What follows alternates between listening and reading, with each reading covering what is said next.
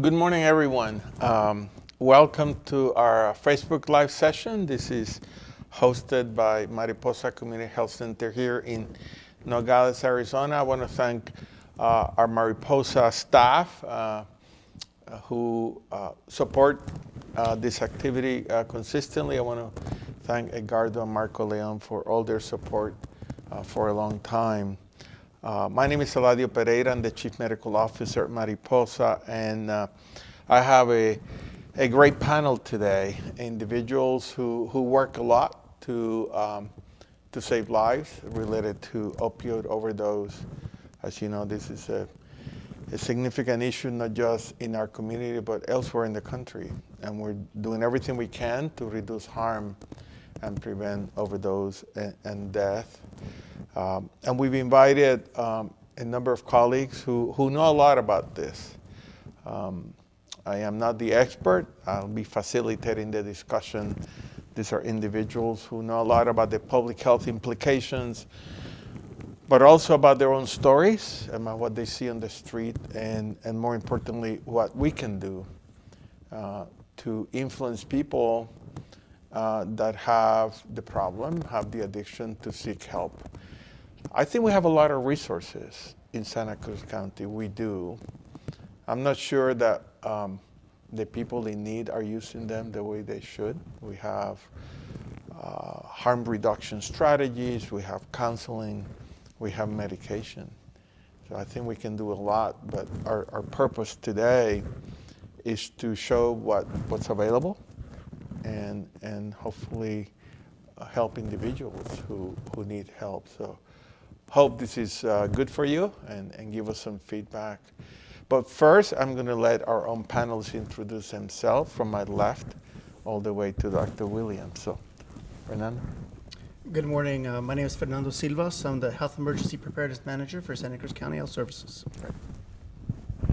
Hello, everyone. My name is Kayla Navarro de la Cruz, and I am the Public Health Investigator and Drug Overdose Fatality Review Team Coordinator for the County Health Department. Thank you, Luis.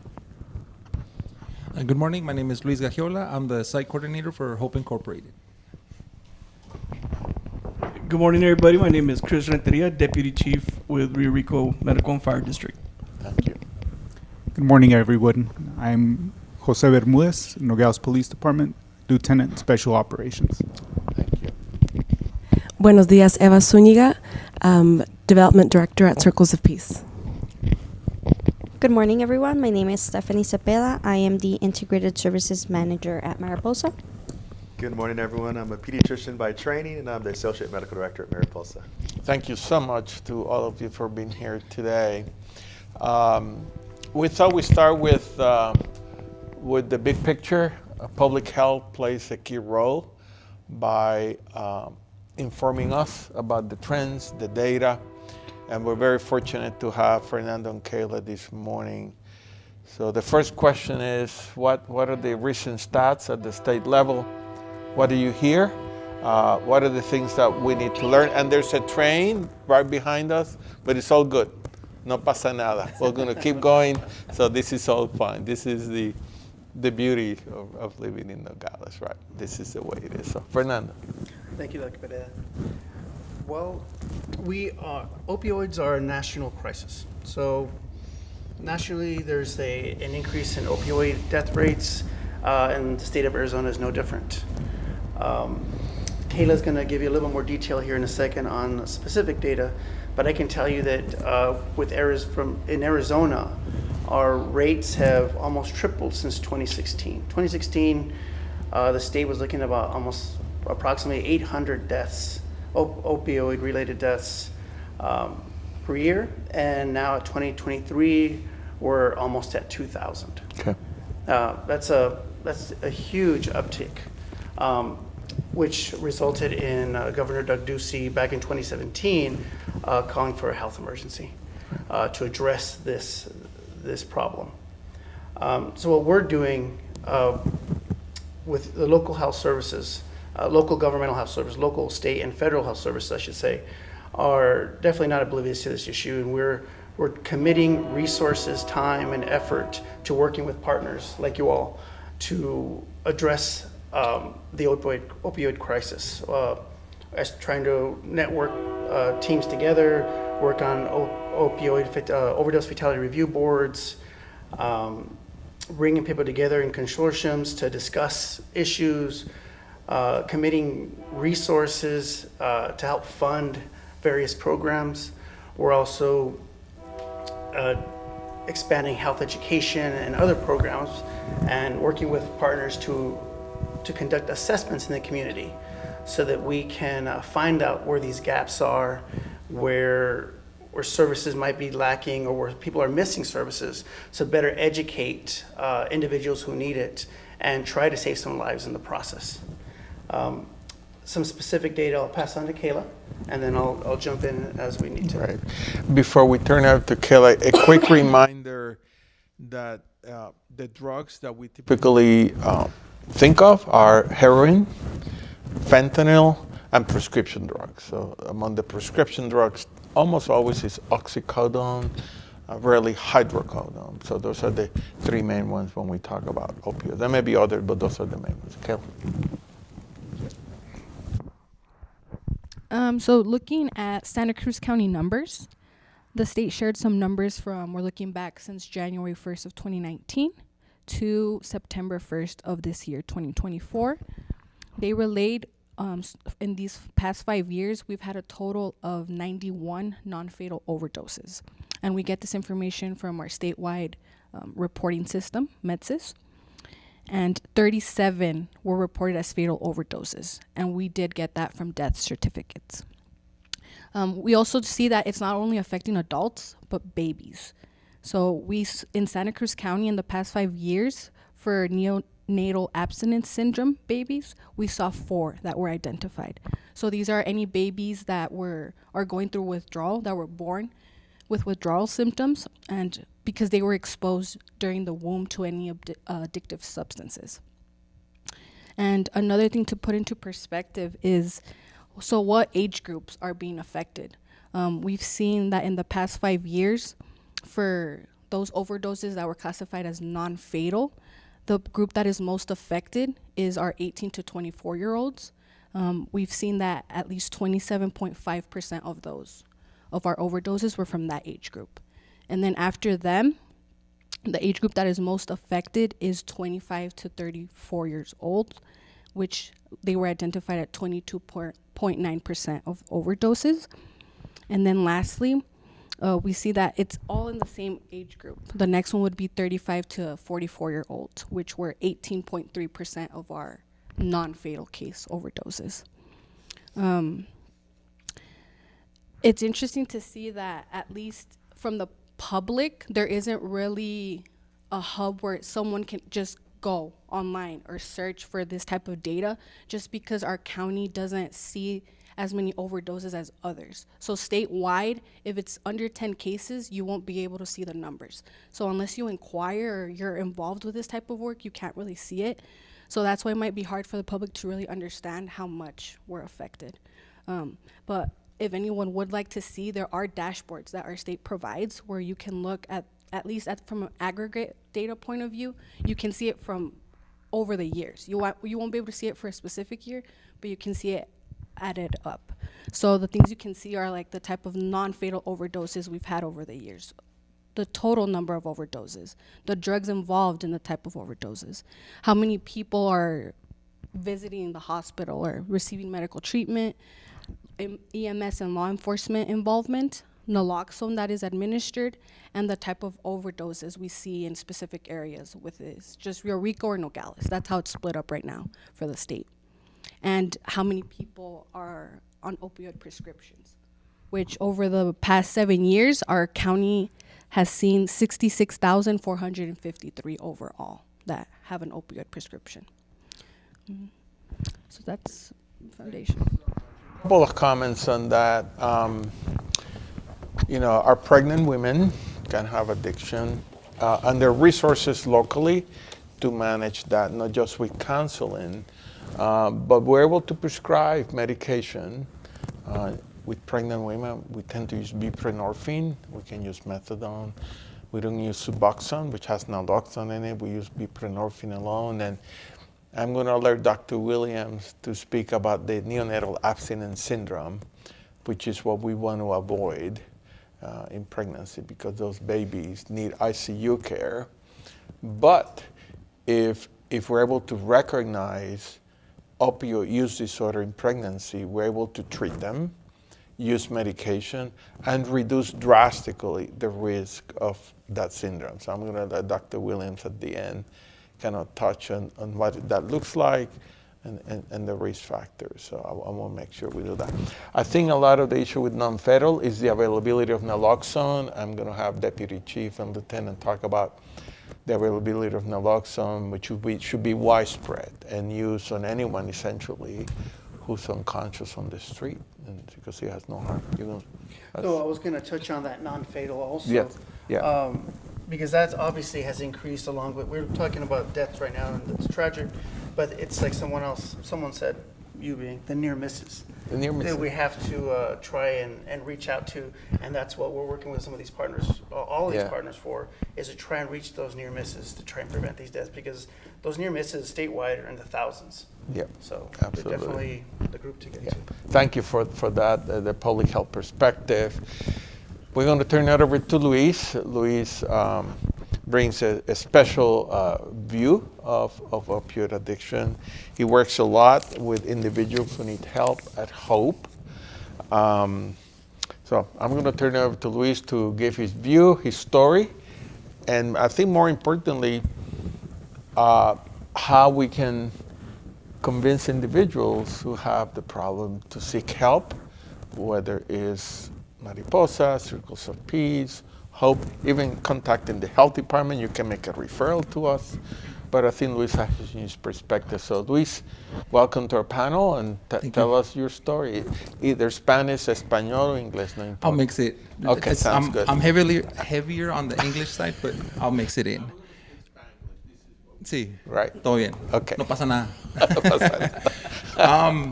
I guess as we were preparing and everything, like as soon as you told me like what to share on, I have to switch my mind into a different perspective and come to you guys more as a recovering addict, not as a psych coordinator.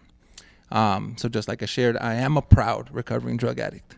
I struggled with 18 years of active addiction, 10 years of IV use. And by the grace of a higher power, 6 years clean. December 28, 2017 was the last day that I used. As I was hearing you share, you shared something a little bit about it starts in high school. It sure does, especially here in Nogales. For me, I think it was, social acceptance was one of a big factor for me. Guidance. I come from a blended family, so I had a stepfather, loved to death. But just growing up, like I was always looking for that acceptance or that kind of adult figure to guide me. So in high school, I got to say I was off and on, experimented here and there with like different substances, marijuana, cocaine. But it was my senior year where I decided, I was like, you know what? I played sports, from elementary all the way till now. I played in band. I come from a good family and everything. I was like, you know what? I'm going to party. I'm a senior. I'm going to party. And that's actually when my drug use started. I can honestly say that the plan was to only use in the weekends or on occasions. And to be honest with you, for the most part, I kind of withheld it at that level when I was here in Nogales. But when I moved to Tucson, early 2001, it became a daily thing. So I went from marijuana, cocaine, and alcohol. Actually, I had gotten into a street fight and got a tooth broken, and a friend of mine offered me prescription medication that he was prescribed, oxycodone. And he handed it to me. I remember I said, well, I'm going to grab a couple. And he said, no, you can have the whole bottle. I have a couple of them at home. And I started taking them daily. I remember that when I stopped, I had like one pill left. And I was like, I'm going to save it, for if I feel tooth pain. And I remember, to me, I'm about to express to you guys what the withdrawal symptoms felt like. Like, to me, it just felt like a really, really bad flu. And it was the first time that I had experienced a withdrawal. So I really thought I was sick. So I was just kind of pushing through it. And a friend of mine, the same guy who gave me the prescription, showed up to my house. And he said, you look like crap. I told him what I was feeling. And he pulled out a pill. And he said, take this. When I took it, the withdrawals or the flu-like symptoms went away. I remember saying, like, that was the best antibiotics. You must have got that from Mexico. And he said, no, that was another pain medication. And he's the one that said it. That's what you call addiction. Honestly, just to cut a long story short, from there, it was just, I recognized what I needed to do to not feel like that. And the best way that I can express to you as I progressed, you know, because I got into like a 20 to 25 pill a day addiction, but I went from 5 milligrams to 30 milligrams. So in Tucson, they were being sold from $15 to $30 each. So just imagine the money, and I progressed to heroin. Through life on life's terms, life events, things happening, I wasn't able to cope with emotions and life's terms. I progressed to IV use to feel more intense, and today I recognize that was the biggest mistake of my life. After that, it was all downhill. I lost my employment, relationships, family started to, they didn't leave me by my side, but just back up. I got arrested. I caught a case here in Nogales in late 2016. I was arrested December 28th. I ended up on probation, house arrest. And the last time that I used was December 28th at 4:40 p.m. in 2017. And I know because I injected and I looked at the clock and I had to go see my probation officer. When I went to go see him, he arrested me. And he said that I was a danger to myself. And I actually had a referral to go into treatment on my pocket the next day. And he said I was a danger to myself. And I thank him every time that I get a chance because he saved my life. Went to rehab.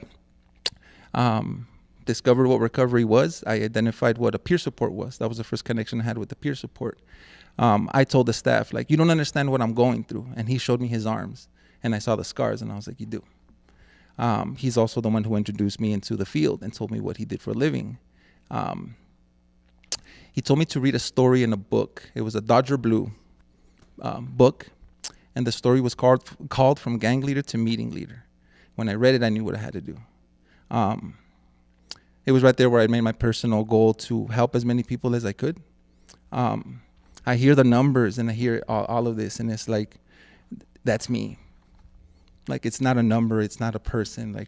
Like these statistics and stuff like this was written like about me and my friends and my family. So I just encourage anybody, and a lot of people in Santa Cruz County and Pima County know who I am from using, and they also know how deep in the pits, excuse my language, of hell I was in, and they've seen me come out. I can honestly say that the withdrawals to me felt like liquid metal was running through my veins. The most painful experience that I've experienced, and so I know what it feels like, and I know that addiction is painful. So I tell people, you know, like, I know it's not fun. I know it's not fun. Waking up to thinking of how am I going to get money, how am I going to get the drug, and then dealing with the people who are trying to screw you over, you know, because they need something as well. I don't judge. I did it myself, but I know it's painful. I know it's painful, and I know for a fact that there is another way of life. Just right here, it's an honor sitting with you guys, you know, coming from a recovering drug addict that people would look at me in the streets and call me a junkie, a gang member. And now I sit with, you know, pillars of the community, and it's an honor to sit here with you guys. And I honestly tell people, there is another way of life. Just reach out to me. You know, if anything, for a fact, I got scars in my body that will keep me from judging, you know, and I encourage everybody to come in. Thank you for sharing your story. I know that it must be painful at times, but at the same time, you're very proud of being able to contribute now. You mentioned the negative consequences. You mentioned a few. Can you expand on that? What were the negative consequences that you saw as a result of your addiction? What happened that you said, this is really bad? What were those negative issues? So, well, there's several because when you're in addiction, we carry a shovel. So we say we hit rock bottom and then we dig. You know, so there's different situations, but I gotta say, the day that I experienced the withdrawal, where I thought I had the flu, like that was the first time I recognized addiction, what it was, right? I didn't look at it as a negative consequence. The first time that I actually saw like a negative consequence, so it's funny because as a kid, like you ask people like, what do you want to be when you grow up? And people say, I want to be a police officer. Well, both of my kids want to be police officers. I want to be firefighters. I want to be an astronaut and this. And if you ask me as a kid, I wanted to be famous. So I didn't care if it was through football, through music, or I just wanted to be famous, right? And so even growing up here in Nogales, like I worked a lot in music. I wanted to be a rapper. And when I got to Tucson, I took it very serious, where I started investing money.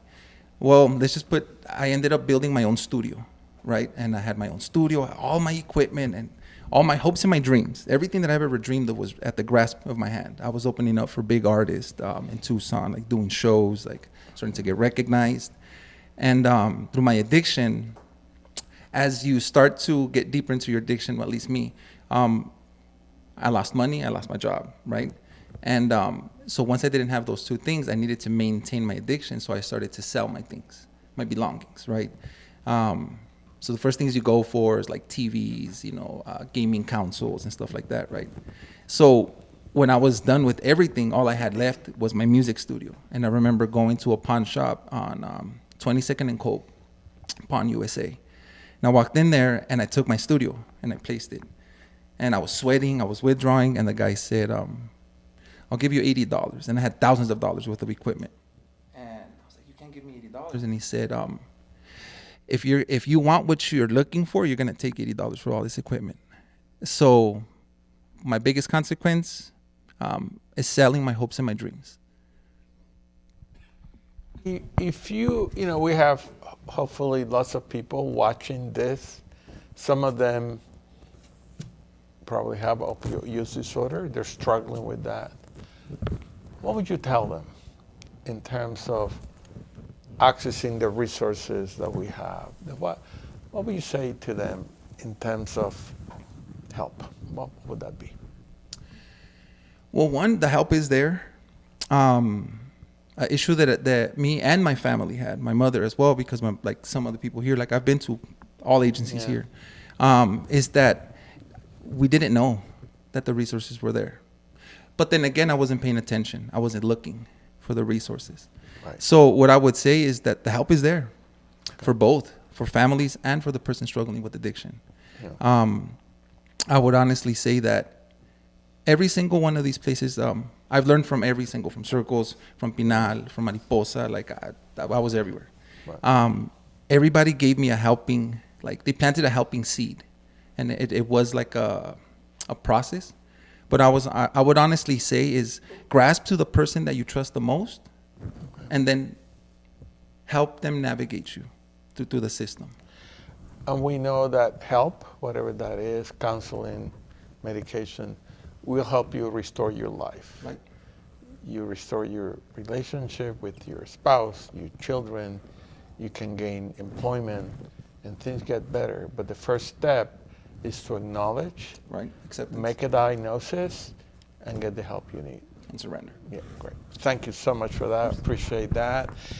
Now we're going to go to our emergency colleagues. We have Chris Renteria, Deputy Chief, Rio Rico Fire and Medical, and Lieutenant Bermudez with Nogales PD.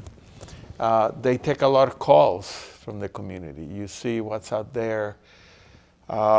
You're in tough shape sometimes when you see these individuals. They're not doing well. You help them in various ways, not just by maybe administering naloxone, but transporting to the hospital to get help. So we want to hear from our first responders. What do you see, and what do you do to help these people? And also maybe acknowledge that once they get that initial help, there are other referrals that those people should get to be able to help them. So we're going to start with Deputy Chief about his story, what happens in Rico Fire. You take a lot of calls, right? Yeah, correct. And again, good morning, everybody, and thanks for having me and the rest of the people here on this panel. I'll share with you guys a little bit of very similar to what Kayla shared, and this is the data from Rio Rico Fire. So, we started data collecting, and we've kind of been improving our data collection from May 1st of last year. So I'll briefly share with you some of our statistics. From May 1st to actually this morning, we responded to about 3,000 911 calls. Of those, 32 have been an opioid type incident. 3 of them have been incidents where the patient was in cardiac arrest. We've administered Narcan or naloxone on 12 of those incidents, and we actually had, from those 3 cardiac arrests, 3 patient survived encounters. So, we were able to respond accordingly, act, and had this kind of successful outcome, which in turn gives us the ability to then try and connect them with resources to get them the help that they need. Especially this past year, what we also started tracking was Narcan or naloxone being administered before we arrived, and we actually had 3 of those incidents. The majority of the time, it's law enforcement getting there, and then we arrive, and then we kind of take over the patient care. But having a first responder or somebody in the community equipped with Narcan to be able to administer before the 911 call or before our arrival increases that survivability on those incidents. So that's kind of on the incident side of where I come from. I'll share with you all that there's 4 incidents that stick out in my mind. I worked with Nogales Fire for 21 years, and especially towards my final 2 years there, we saw a dramatic increase in opioid incidents, opioid overdoses, opioid cardiac arrest incidents, and it's very much in line with the data that Kayla shared with us. But 2 specific incidents that occurred in Nogales that sticked out to me was, one, we responded to an incident where there were 2 unfortunate fatalities that were overdose related. They were beyond cardiac arrest. There no resuscitative efforts could be done. But it is not typical to have 2 overdose deaths in the same building or room. Typically, or not typically, but a good majority of the time, it's a single patient type encounter. So that one always stuck out in the back of my mind. The other one we had, and I actually didn't respond to this one, but we started the Safe Station program, and I'll kind of talk about that a little bit more in a bit. We started that in 2001, and where essentially we offered Narcan to anybody in the community 24/7, 365 from our stations. Well, it was about a middle of the week incident that came out at one of the stores in Nogales, and it was for an unconscious person, possible overdose. When our crew got there, somebody had administered Narcan that we're assuming received either from a training or from one of the safe stations, acted. They didn't know the person, but acted, administered the naloxone, and that turned into a survived patient encounter.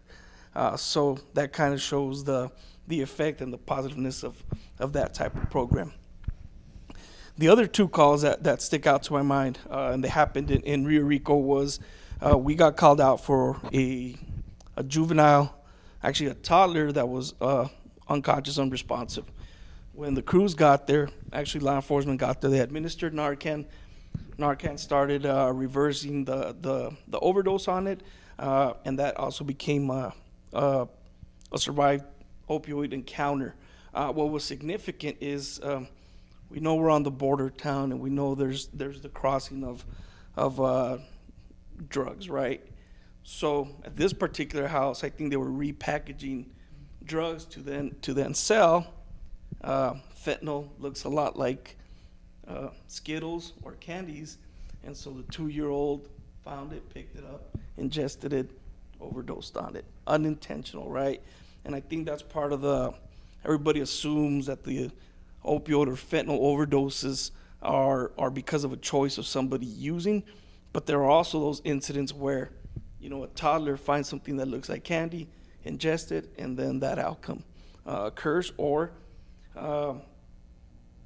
people are prescribed pain medications, and if those pain medications aren't secured properly, somebody could get into those containers, ingest them well, and then it's an unintentional overdose incident.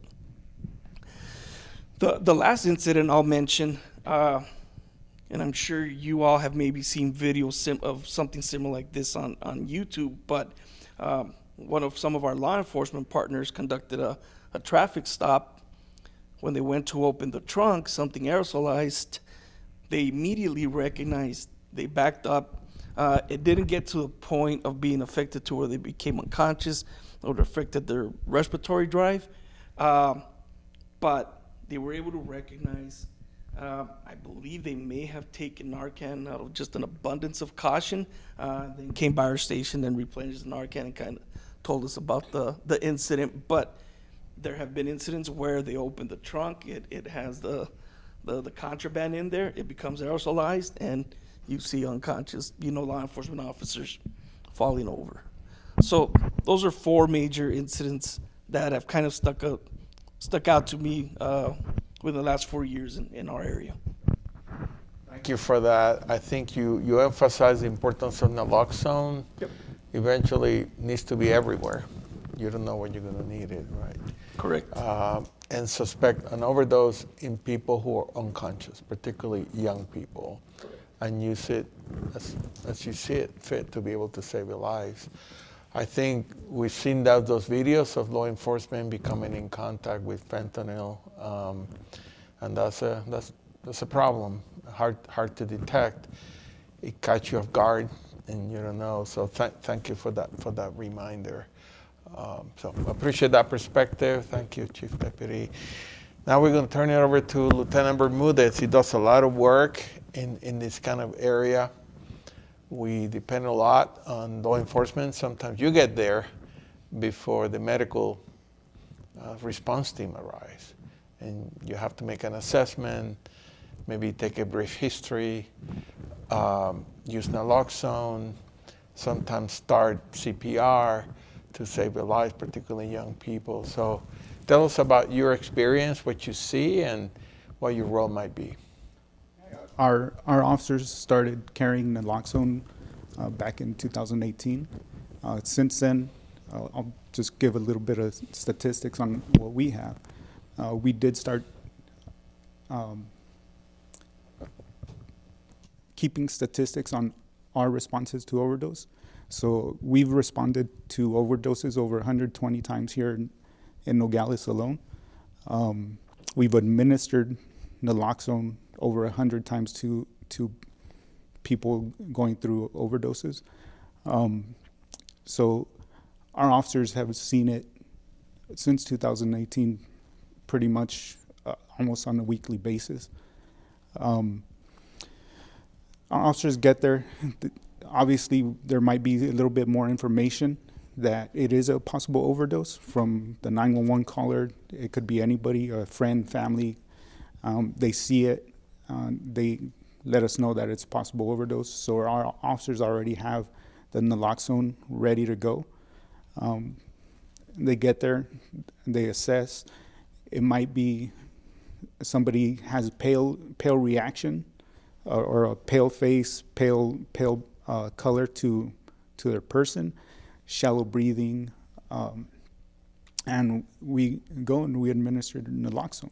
Sometimes it takes effect right away. Sometimes you need a little bit more, but we stay with the person until our fire department can get there, better assess what's happening, and start giving them medical attention that maybe we can't provide right then and there.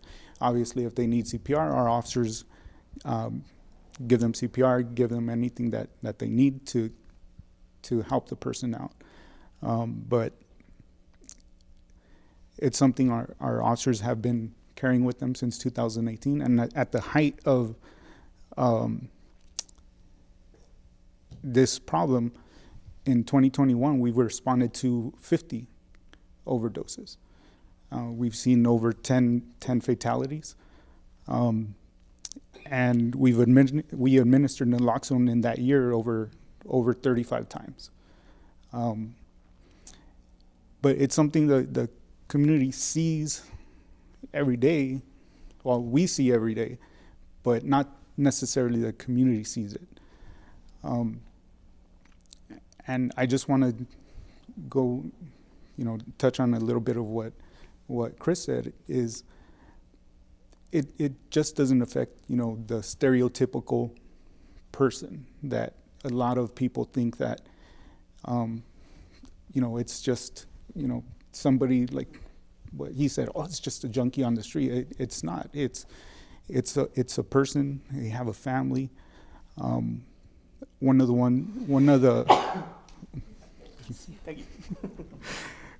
fatalities that I responded to when I was out on patrol is a person had an overdose. It was a fatality, but it wasn't just them alone.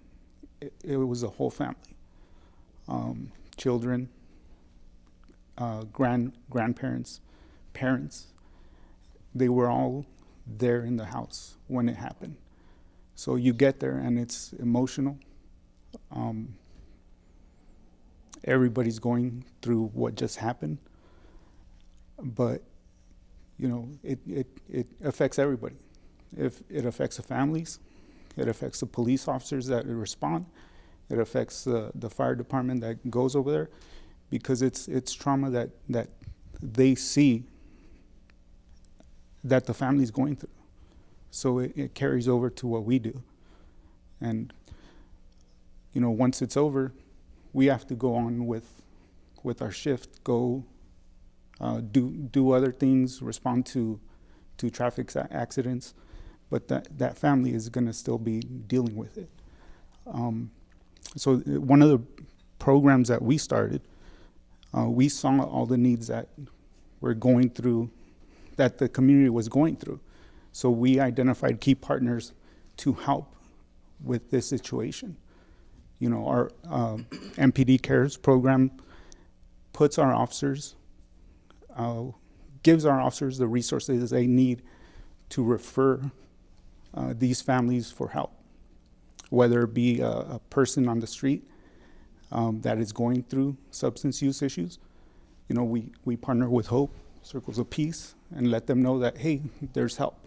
If it's a family that is going through these issues with the family member, we let them know, hey, there is help, there's resources, and we put them in touch with people that could help them out. So we recognize that it's not just one organization helping out. I think it's a collaborative effort between all the community organizations. I think we're here today to emphasize that resources are available. So if someone is either watching this or listening and you're struggling, reach out to any of the organizations here, represented here, because there's help. And sometimes, because there are sometimes quite a few incidents, we become complacent, that it's just the way it is. But it doesn't have to be that way. We can change it. And so that's the reason we're here. And if we can reach out to even a single person today, reach out to Mariposa or Hope or Circles of Peace or your department of public health, it doesn't matter. I think we've done our job today. So thank you for your perspective. We appreciate that. So Circles of Peace plays a key role in our community. You do a lot of work, extremely welcoming, just a lot of good work there. So I know you're essential to this. So I wanted Eva to share her perspective. I'm just hoping that whoever is watching this can learn what Circles of Peace can do, and if that individual is struggling today, go there today and say, hey, we watch Facebook Live, I need help, what can you do for me, right? Absolutely, and I think that's maybe my role, excuse me, on this panel, as is Circles of Peace's role in the community, to inject a little bit of hope that there are resources and that there are solutions to, maybe the needs that you're having, whether they be substance use disorder or if there's intrafamily violence. We definitely serve as a referral hub for many partners like Mariposa, Hope, among others. But Circles of Peace has been working in substance use prevention since its inception, really. We didn't come on the scene 20 years ago, doing opioid prevention and youth prevention, but we did, after going through a series of research and evaluations on the efficacy of restorative justice work, we realized that the work that we were doing not only was beneficial in treating interfamily violence and family situations, but also the issues that were causing those maybe violent situations or that chaos within a family system. And many times it is substance use disorder or addictions that have been really cycles and chains in families. So our work is really threefold. We work in schools with community partners that are youth serving to promote healthy family dynamics, healthy youth resilience, youth leadership, which really lays the groundwork and the framework for youth to be more resilient against peer pressure.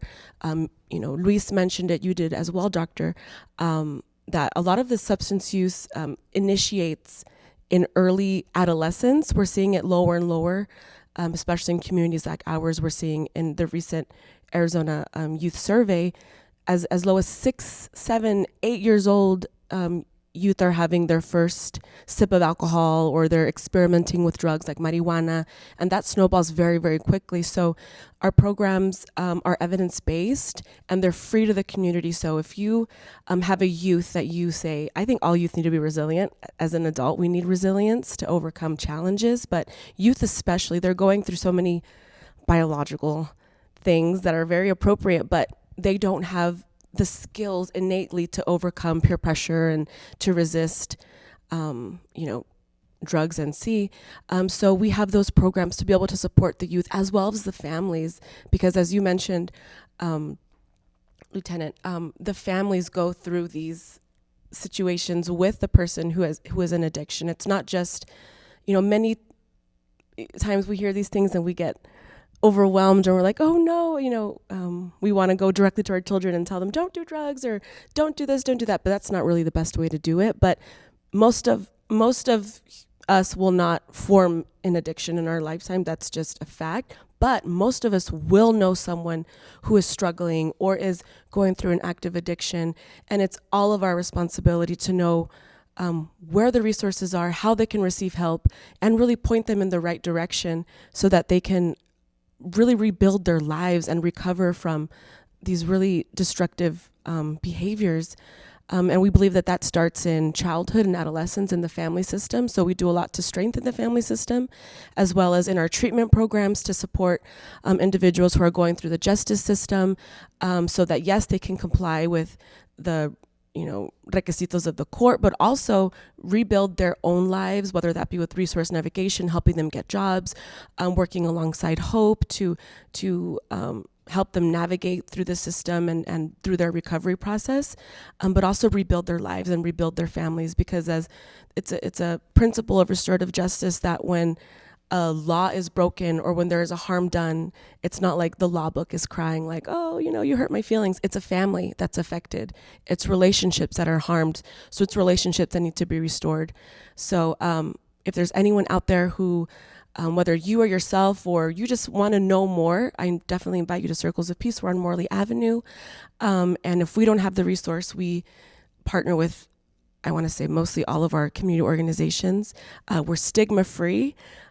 We really operate through a trauma-informed lens, which means that we don't just tell you where to go, we walk with you there. We'll los acompañamos en su proceso. We have women support groups, youth leadership, youth resilience, and a large network of community partners. The Santa Cruz County Drug-Free Community Coalition has been working on substance abuse prevention and youth prevention since 2012.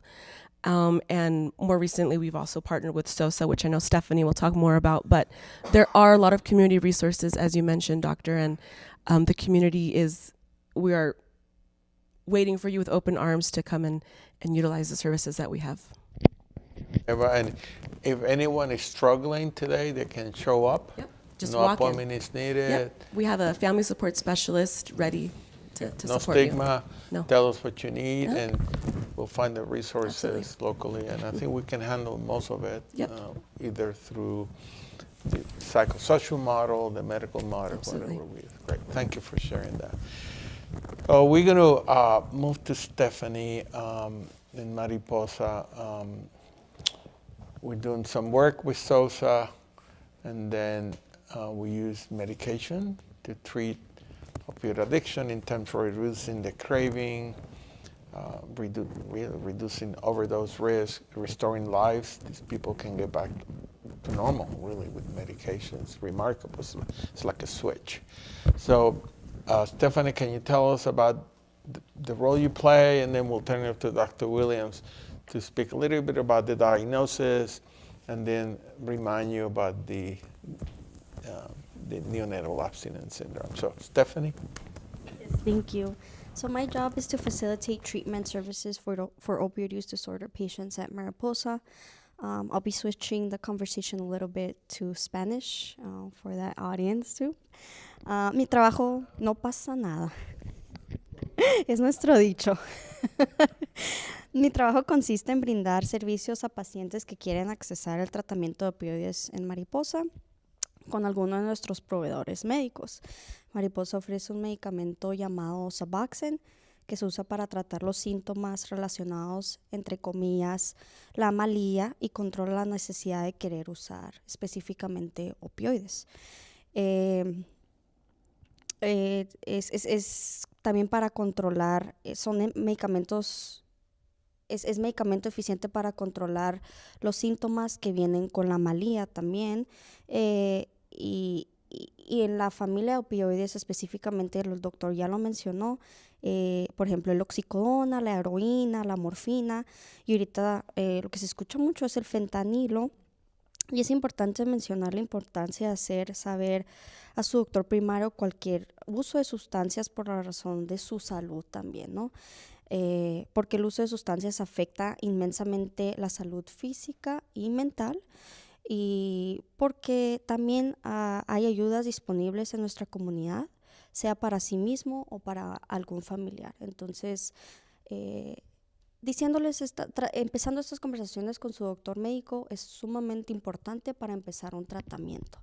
Eso es lo que mi trabajo se enfoca, es ayudar a agarrar ese tratamiento inicialmente con el medicamento, ¿no? Que se llama Suboxone. Hace 5 años creo que nuestra comunidad no tenía los recursos disponibles, ¿no? Para el tratamiento o para la recuperación de esta enfermedad, porque pienso yo, y me pueden corregir también en algún momento, que lo que comenzó por una decisión, en algún engaño a sí mismo, en tener el control sobre cualquier sustancia, cualquier droga, se convirtió en una enfermedad, ¿no? Una enfermedad que alteró el funcionamiento y la estructura del cerebro, al igual que alteraron ciertos comportamientos de forma repetitiva de quien empezó a consumir sustancias por una decisión. Siempre les doy un énfasis a mis pacientes en lo que consiste en empezar un tratamiento, que claro, se empieza con el medicamento Suboxone, como lo mencioné, para poder estabilizar a pacientes con los síntomas relacionados con el consumo de opioides, que por ejemplo son el dolor de cuerpo, los cambios de humor, ojo, no el cambio de comportamiento, de humor. Dolor de cabeza, vómito, diarrea, ansiedad, dolor de huesos, problemas respiratorios, la presión, el cambio de apetito, todo eso. Entonces, el medicamento, empezando el tratamiento, les ayuda a estabilizar todos estos síntomas para, claro, luego enfocarse en su recuperación en sí, ¿no? Pero también para empezar un tratamiento también consiste en una combinación del medicamento y también de terapia, y también le ponemos un énfasis en eso, ¿no? Porque su consumo de droga fue por una herida más profunda en la que se tiene que trabajar con los pacientes también, que la droga es solo a lo mejor una curita, una herida que tienen que sanar. La salud física y mental es importante trabajar para una recuperación exitosa, y trabajar la salud mental quiere decir que también se trabaja en los comportamientos de la persona, en los cambios que se tiene que hacer en sí mismo para una recuperación exitosa, y es cuando también usamos otros recursos en la comunidad. Mariposa sí tiene muchos recursos, pero también nos enfocamos inmensamente en referir a pacientes también para círculos de paz, para Hope, que es peer support, que es una ayuda inmensamente también en la recuperación de un paciente que está pasando por opioid use disorder, ¿no? Y si usted pues se está preguntando si se podrán recuperar, mi respuesta en corta es sí, y esa es la parte de mi trabajo que más disfruto, que ver que sí hay esperanza para personas que están sufriendo de adicción. Ahorita Luis hizo un comentario, he said, "You don't know what I'm going through." Y es cierto, yo no sé por lo que están pasando, perdón, estos pacientes, ¿no? Y es lo que me pregunté inicialmente cuando empecé mi trabajo. ¿Cómo voy a poder ayudar a estas personas? How am I going to be able to help these individuals? Y lo primero que he aprendido, o que aprendí, es tener empatía. ¿Por qué? Porque de ahí se empieza el proceso, sea con cualquier agencia que ellos vayan, ¿no? Porque en realidad ellos saben si los quieres ayudar de verdad, o realmente pues los estás juzgando de una manera y ya no quieren regresar. Y muchas veces pacientes no están listos para empezar el tratamiento, ¿verdad? Y se respeta. ¿Por qué? Porque ellos tienen que tomar esa decisión inicialmente en querer empezar el tratamiento. Entonces, nunca le cerramos las puertas a nadie. Ellos pueden regresar a nuestra clínica, regresar a cualquier recurso de la comunidad cuando ellos estén listos de verdad, ¿no? Cada año vemos más aumento en personas sufriendo el trastorno por el uso de sustancias y de sobredosis, especialmente de opioides.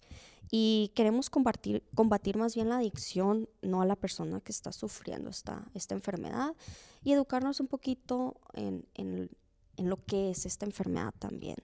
Mariposa también ha liderado un consorcio llamado SOSA, como lo mencionó, y desde el 2019 nuestro objetivo como comunidad ha sido colaborar entre sectores locales como agencias de la comunidad, agencias de salud mental, el departamento de policía, el sherifato, los bomberos, el sistema legal. Y somos una red de organizaciones locales dedicadas a la prevención, el tratamiento, la recuperación del trastorno por el uso de sustancias, cual nos trae hoy en este grupo con este tema de crear más conciencia en nuestra comunidad y dar el mensaje que, claro, hay ayudas. Y como comunidad y como agencias estamos trabajando para mejorar nuestros servicios y ayudar a nuestra comunidad. Voy a dejar Gracias, Stephanie. Quiero recalcar que el medicamento es muy efectivo. Es algo de equipo, un tratamiento es multidisciplinario, pero el medicamento es muy efectivo y los pacientes realmente pueden recuperar la vida que tenían antes. Y tenemos muchos ejemplos donde pacientes han perdido empleo, relaciones y con el medicamento todo se recupera. So, muchas gracias, Stefan.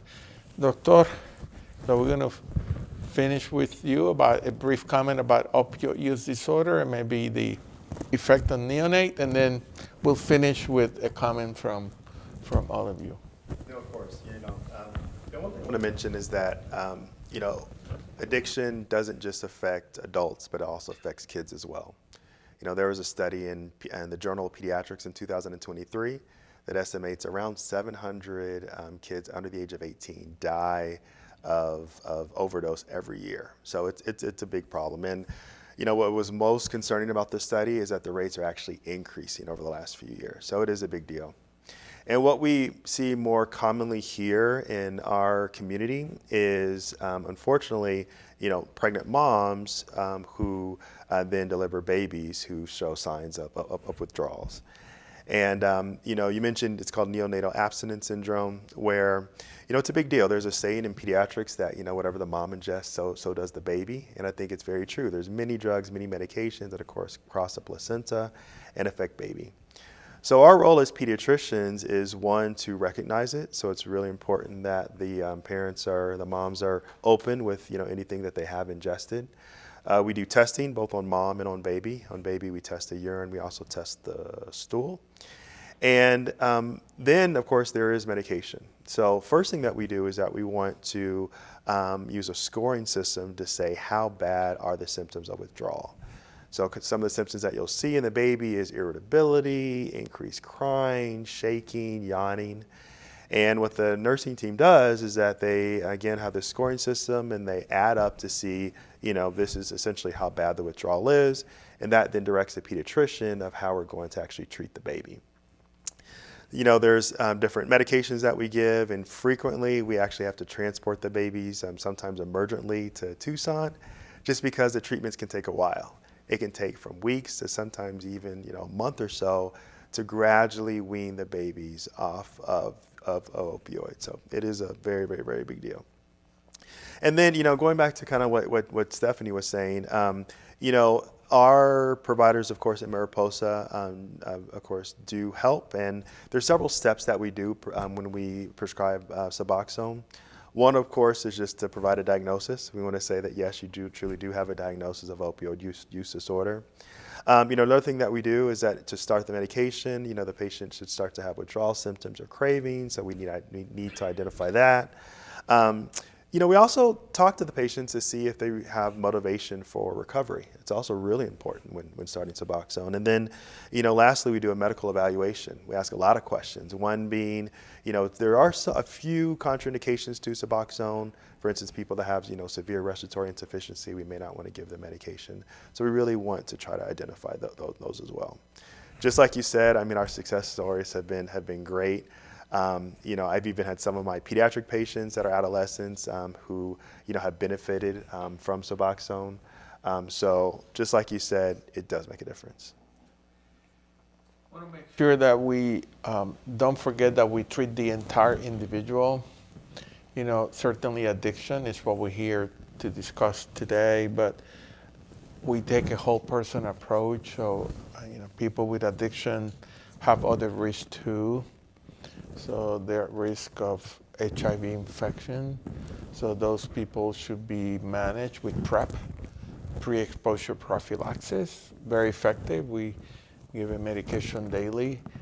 It's highly effective. It's in the 90s, so we want to make sure we do that.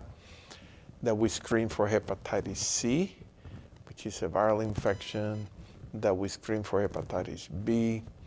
That we provide all vaccinations related to A and B and others, and also that we test for sexually transmitted infections. So I want to make sure that we don't forget that, yes, our main goal here is addiction, but that as primary care doctors, we're interested in the entire person. And so in addition to what we discussed this morning, we want to make sure that the other items are addressed and that our patients don't suffer from other issues. So we're going to end today with a brief comment from all of you in Spanish or English. Fernando, you want to start? Final comment? Sure. Well, thanks again for inviting me on this panel. So Santa Cruz County is committed to combating the opioid crisis by collaborating with our local partners. We're learning from all you experts that are on the ground doing this work, and we're hoping to continue to be a resource for partners and for the community for the foreseeable future. Well, as we can see, there's a lot of great work, a lot of great resources, and I just really want to thank all of you guys for the great work that you're doing and that you'll continue to do. Well, just want to say thank you guys for having me. It's honestly an honor. And to anybody listening, I just want to say that first and foremost, recovery is possible. I'm living proof, and I'm also survivor of an overdose. I was Narcan. So it's possible. Come check us out at Hope. Phone number is 520-287-9612. And there is hope. Yes. Yes, sir. Well, thanks again for having us here. I do want to mention to everybody, the Safe Station program is at every station in Santa Cruz County. They can provide Narcan, no questions asked, 24/7, 365. Along with that, training can be provided for free. We have put out about 184 doses of Narcan out into the community, but we still have a lot left in our stations to put out. So reach out to us either through our social media channels, or you can visit Rio Rico Fire website. Thank you, Gal. Thank you, Lieutenant. Final comments. Thank you for having me here representing the Nogales Police Department. And I think this work is important, and we're proud to partner with all community organizations that we do already and to tackle some of the biggest needs that our community has, especially being a border town.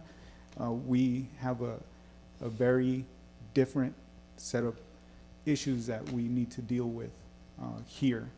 But it's great having partners such as Hope, Circles of Peace, Mariposa, that we could turn to help tackle these issues.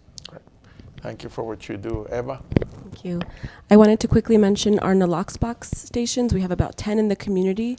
Yeah. They're just these little boxes where you can access naloxone, totally anonymous, free of charge. And if you need any more, please come to our offices or visit a safe station. Everyone, just like everyone should be CPR trained, everyone should be naloxone trained. So if you need that training, come to our office and we'll provide that on site within 5 minutes. So estamos para servirles y estamos en la Avenida Morley. And we know that communities who train people on CPR and naloxone have higher survival rates. We know that for sure. Stephanie, final comentario final? Un comentario final. I just want to emphasize and give a shout out to all our community partners and agencies doing the work out there. And if we can reach one person in our audience today, if you or a loved one is struggling with addiction, that there is help available, please reach out. You don't have to do it alone. You know, I really like how multiple people said that, you know, for all of us here, it really is without judgment. You know, there are definite biological changes that occur in people with addiction. And because of that, of course, there is treatment. So again, we're here to help without judgment. Creo que ya con eso terminamos. Le doy las gracias a los compañeros. Gracias por todo lo que hacen, por ayudar a nuestros pacientes. Gracias a la audiencia por escucharnos. Estamos aquí para ayudar. Yo creo que si esta presentación ayuda a una persona, yo creo que hemos hecho el trabajo hoy, pero trabajamos todo el año. Estamos aquí para ayudar. Hay ayuda, hay esperanza, hay terapia, hay medicamento, hay naloxone, hay cuidado médico. Tenemos afortunados que tenemos bastantes recursos disponibles. Con eso terminamos el panel. Les agradezco mucho su participación.